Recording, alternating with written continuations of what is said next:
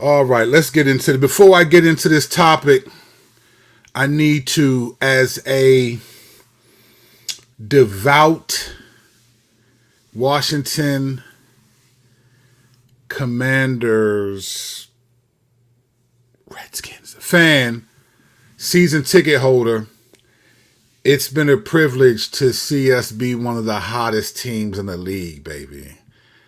I was at the game yesterday with a couple of the homies and watched us squeak one out to get us to 7-5. I know you don't care, but it's my channel. I can cry if I want to. I don't care if you care, all right?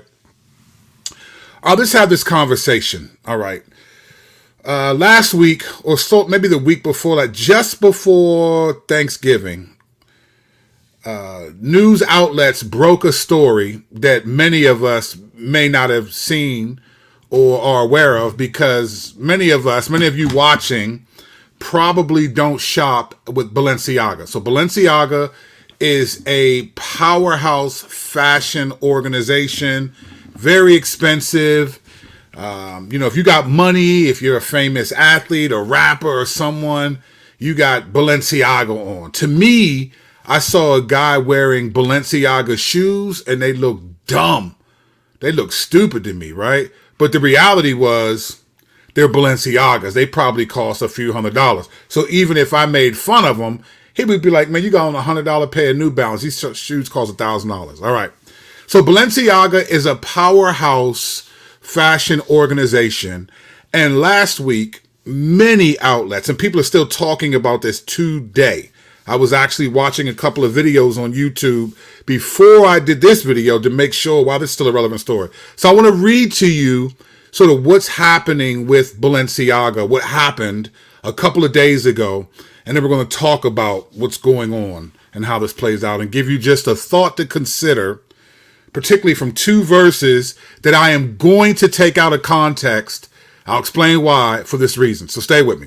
All right, I'm going to read from a publication, online publication, a webzine called Hype Beast, because I read a bunch of articles about this story. I like the way they succinctly put it. So here is the title of the article. It says this: Balenciaga pulls ad campaign featuring children holding inappropriate plush bear bags. And the tagline underneath says, the brand issued an apology after being accused of sexualizing children. All right, here's what they said succinctly. Balenciaga has pulled a controversial holiday campaign that pictured children holding plush bear bags with BDSM-inspired harnesses and handcuffs. So if you know what BDSM, and that's that stuff where people will wear like leather and have whips and handcuffs and leather masks and they beat each other. It's kind of a, crazy, sadomasochistic. It's a real, I think a demented way to express, sexual desire. But who am I? The gift shop campaign, shot by Gabrielle Galimberti, which is a guy, not a girl, swiftly earned the ire of the internet with one image showing a child with the aforementioned teddy bear surrounded by inappropriate accessories, including a chain leash and a dog collar. All right. So the teddy bears look like BDSM. Children are with them. And in this particular picture, you'll see dogs like choke collars, like when people wear those so that when they have sex and you can't breathe as much, they say the intensity of the sex is stronger. Just crazy stuff. Nothing a child should be around. So here's what they say. Here's the apology from Balenciaga. We sincerely apologize for any offense our holiday campaign may have caused. Our plush bear bag should not have been featured with children in this campaign, you'd think. We have immediately removed the campaign from all platforms, the company wrote in a statement posted to its Instagram stories on Tuesday. Additionally, Twitter users called out promotional imagery from the brand's previous Adidas collaboration that included what looked like an excerpt from a 2008 U.S. Supreme Court ruling, United States versus Williams, right? So they have this collaboration with Adidas, which I'm going to talk about in just a second. That's kind of suspect, all right? So here's what they said again. We apologize for displaying unsettling documents in our campaign. The brand said in an additional Instagram story, "We take this matter very seriously and are taking legal action against the parties responsible for creating the set and including unapproved items for our spring 2023 campaign photo shoot. We strongly condemn abuse of children in any form. We stand for children. We stand for children's safety and well-being." All right, and there's more to the article. You can look it up. Just look up Hype Beast Balenciaga, or just Google Balenciaga children campaign, and you'll see a bunch of outlets are reporting this. Recently, I saw this morning, that Kim Kardashian, who is a spokesperson for Balenciaga, she said, I'm paraphrasing what she said, but you can find this on YouTube, that she basically apologized and said, "I've been silent for a while because as a mother of 4 children, I cannot condone or accept this," and so forth and so forth.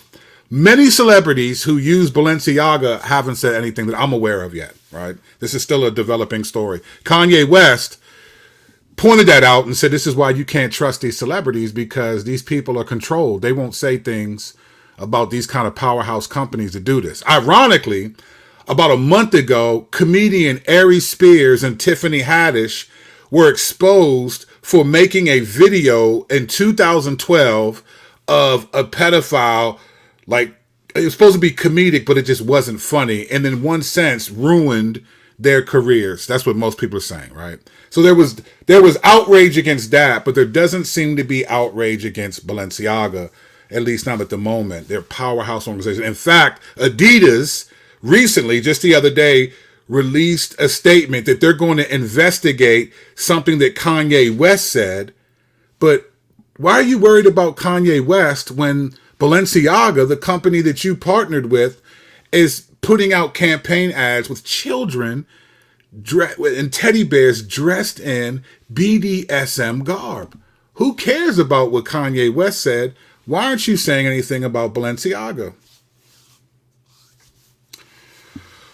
This is interesting, and it's strange. So this is what I want to do. I want to make just one point, and I'm going to take a verse, 2 verses out of something Jesus said. I want to take them out of context to make a point and help us understand what I think is really happening here. So let's go to the 2 verses, first of all. Matthew 7, verse 13 and 14. Here's what verse 13 says. "Enter by the narrow gate, for the gate is wide and the way is easy that leads to destruction, and those who enter it are many." Verse 14. "For the gate is narrow and the way is hard that leads to life, and those who find it are few." All right.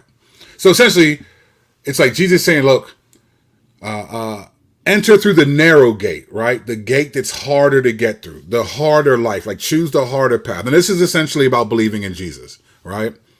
Jesus is the narrow gate. We enter through that, right? Because that's harder. And he says, broad is the gate and wide is the road that leads to destruction. And many people are going that way. But small is the gate and narrow the way of life, and only a few find it. That's a different translation. I actually like that translation better than this ESV translation. All right, so the point that Jesus is making is, look, you got to believe in me. The road to believing me is small and narrow, and it's more difficult.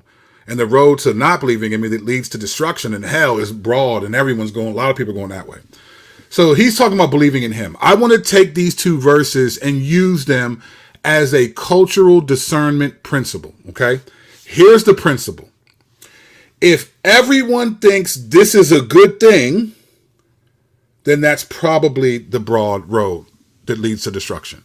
Now, when I say that, don't be nonsensical. I don't mean oxygen or water or things that we need. I'm talking about morality, philosophies, ideologies, sexuality.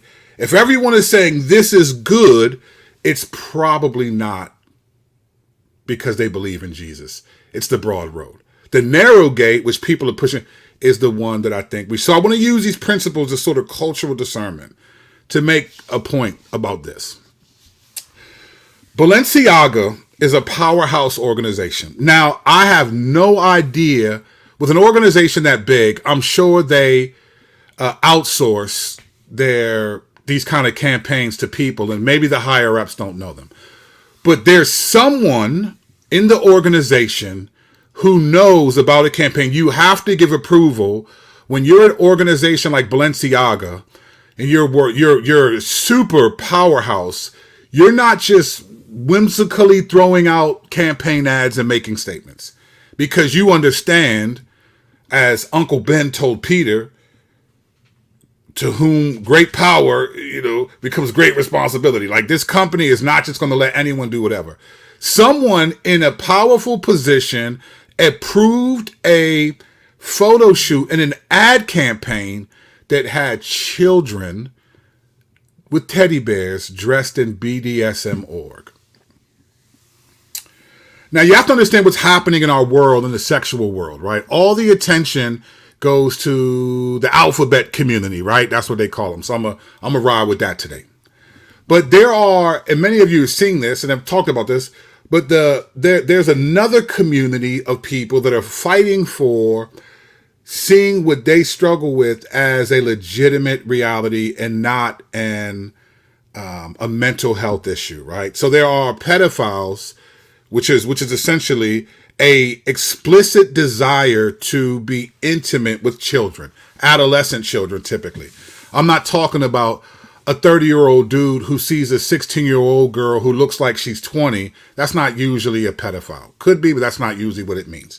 It's usually prepubescent children, like, from toddler to 12, 13 maybe, right? There's an innate desire to have sex with these particular groups of people. And these are usually adults who could be old enough to be the parents or grandparents of these children that they're attracted to.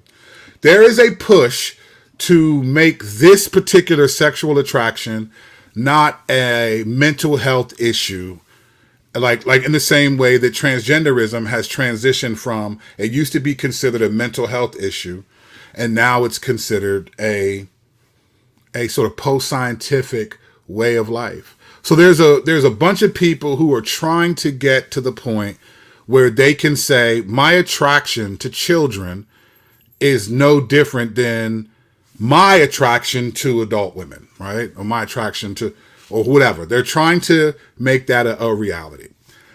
Why is this important, and how does this connect to Balenciaga? Well, the exploitation of children, particularly in Hollywood and in the elites, I mean, anyone that's in positions of higher power or finances or money, this is not unusual. And what happens is, what you see happening is, what they do is they test the culture, right? They will do things to test the culture and see what and how are people going to respond to this reality. This happens a lot. Many of us don't realize it, but a lot of things are sort of testing the cultural response. And if people don't struggle with it, then it no longer becomes taboo, right? If you don't struggle with it, if you accept it, it no longer becomes a problem. And so I'm not going to do this in this today, right now, but I could give you sort of historical markers of these tests that eventually shifted to where the American thought and what we're thinking and what we're willing to accept. And what I'm noticing more with children, this push to get people to accept an exploitation, a sexualized view of children. A couple of years ago, the girl who plays 11 in Netflix series, oh my gosh, I can't believe the name is the Stranger Things, okay? The girl who played 11, she's like the main star of the Netflix series. 5 years ago, there was a picture of her on, I forgot what magazine, but it was like the sexiest woman alive. And she was 13 at the time. And people were like, fam, what are you doing? This girl's 13 years old. Why are you putting her as the sexiest woman alive at 13, right? I don't remember if they apologized for that. And then a couple years later, Netflix had a show about these little girls that were called Cuties, something Cuties. I'm sorry, I'm forgetting the name. But it was a show where these young, underage girls were it was showing them dressed up, tons of makeup, and going and twerking and trying to get noticed by the way that they were dancing. This is crazy, and people were pushing back against that. I could give you other examples, but I just really wanted to jump out here today. I didn't do my research as much, but there are plenty of examples where what we're seeing is a subtle move to sexualize children and us to embrace it. Right? That we just want to embrace. They want people to be like, it's not that big of a deal. This is how the culture moves. Because they have a view, if more people accept it, the broad road, then it's no longer a bad thing. And this is the problem with a country like ours, where we consider this a democracy. It's really a republic, but that's a different conversation. But it's sort of majority rules perspective, right? So if the majority starts to accept certain things, and it becomes the rule, right? I have a book behind me in this bookshelf called Join the Club, and it's a fascinating book written by a Pulitzer Prize winning author. She wrote this book highlighting how peer pressure actually worked in a positive way and brought AIDS awareness in Africa and some other places in the world where peer pressure, kind of like flash mobs for a cause, made significant changes. So there's this understanding from a psychological perspective that the majority sort of rules, like that perspective. Well, biblically speaking, the majority is heading on the broad road that leads to destruction. So how does all that work in terms of what we're talking about today? I think as Christians, we have to always be aware of the narrow road and be careful not to look at what seems to be accepted in the cultural norms as something that is okay for us. We have to be grounded by not the moral convictions of the nation, but the moral convictions of the scripture. Because what we're seeing happen, I think, this is what I honestly think, and I can't prove this, right? I cannot prove this because I don't work for Balenciaga. But I know that I know who's behind the scenes in all of this stuff, which the Bible talks about. It's a dude named Satan. I believe that this was not an accident, and that the language of Balenciaga is going to sue whoever. So you're going to sue yourself? No, I don't think. I think they're testing to see how will people respond. Will people like this? I mean, if you're a pedophile and you see that ad campaign, oh man, that's your pornography. That's your pornography. Balenciaga, and I can't prove this, but I'm going to say they know what they were doing. They knew what they were doing because it's not just Balenciaga. It's not an accident. There's a subtle but growing push to have the sexualization of children from the adults be accepted. Age of consents are moving back now. You know, when I was coming up, if you dated a girl, if you were like 20 and dated a girl that was 17, that was like statutory rape because she was under 18. But now you have states moving age of consent back to 16 and 15 and so forth and all of that. Okay, cool. Do you? But what we see happening in the culture is a broad road that is testing sexual boundaries, right? Remember in 2015 when gay marriage passed? Hey, we just want to love is love. We just want to love people. Then it became boom.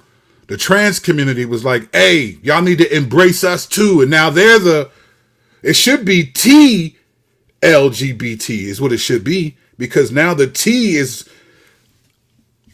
we're living in a world where there is a subtle but moving sexual ethic that will rival what we believe the Bible is saying. So while I don't wear Balenciagas, I don't care if they see this and get offended at me, I don't believe them. I don't believe that was an accident. I believe it was a test to see, can we get away with this? Because once it becomes not a big deal to the broad road, we're going to see this stuff all the time. We're going to see more, sexual woman of the year, and there'll be 12-year-old people, 13. We're going to see more of it. We're going to see more of this because this is what sexual deviancy desires. This is what these things want. So when you see these stories, cool. Remember, just, again, use cultural discernment. It's like, man, everyone is saying this is a good thing. Then I just by default, I'm not going for it and don't believe it. I think the narrow road is what I'm after, because this stuff is crazy. All right, let me just read a couple of comments and just see what y'all talking about. Let me see. Yep. New Balance, the intelligent choice. Yes, I'm with you. Right. I've been seeing the same all over, but didn't know what was up. Yeah, Balenciaga is on one. They're on one. But it's not just Balenciaga. It'd be foolish to think it's Balenciaga, right? It's all over the place. I love this by Future. Balenciaga doesn't care. They knew exactly what was happening, and they approved the campaign photos being published. That's a non-apology, in my opinion, because they are only making the statement because of outrage. 100%. And let's be clear, the outrage is not it's not as big as it should be, because people were all over Tiffany Haddish. So what you see is a selective outrage, a selective canceling, right? So that's what I'm saying. I got too much going on to worry about this non-kingdom crap. Don't care anymore, bro. But you commented, bro, so you care a little bit. I've been saying the same thing for years. 100% agree. I totally get it. It's real, ladies and gentlemen. This is just a test. 10 years from now, I would not be surprised if P is added to the spectrum of the alphabet letters. P is added as something that is taken out of what they call it, the DSM book, as a mental health thing, and becomes a normal part of society that now we're pushing back against. And you can blame it on the left, you can blame it on the right, but the Bible says we do not wrestle with flesh and blood. It's deeper than that. Right? Narrow road, brothers and sisters. Broad road, bad news. Narrow road, the only way to go. All right, if you appreciate what's going on here, like and subscribe to the channel. Hey, first of all, thank you, fam. I'm just blown away. Like, people have been subscribing to the channel, and we haven't been posting that much, and the numbers are growing. So we're trying to get to 2,000 subs by January 1st. Help us get to 2K. NBA 2K. Help us get to 2,000 subscribers, man. We love it. Thank you so much for those of you who support us and like the content. We're going to keep the party going. I got another video coming out either today, probably tomorrow. We're going to get into something else that's crazy. But stay paying attention to what's going on. Stay paying attention. Be praying and all that good stuff. Don't just complain. Pray about what you see happening, because everybody complains, but only believers will pray.